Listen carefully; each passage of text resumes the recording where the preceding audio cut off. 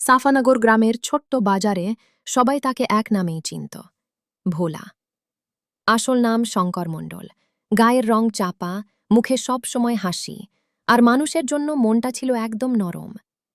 ছোটবেলা থেকেই ভোলার জীবন ছিল সংগ্রামের। ভোলার বাবা গোকুল মণ্ডল দিনমজুরের কাজ করতেন। সংসারে অভাব ছিল নিত্যদিনের সঙ্গী। অনেক দিন এমন গেছে, রাতে ভাতের সঙ্গে শুধু লবণ আর পেঁয়াজ খেয়েই ঘুমোতে হয়েছে। কিন্তু তবুও ভোলা কখনো মুখে দুঃখের কথা আনত না।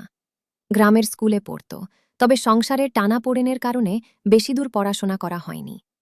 বাজারের লোকজনের সঙ্গে তার সম্পর্ক ছিল খুব ভালো। ভোম্বলের চায়ের দোকানে সন্ধ্যা হলেই আড্ডা জমত। নয়নের সেলুনের সামনে দাঁড়িয়ে হাসি মজা চলত। মিঠুন কবিরাজের দোকান থেকে ধার করে জিনিস নিলেও সময়মতো শোধ করে দিত। তাই গ্রামের সবাই তাকে বিশ্বাস করত।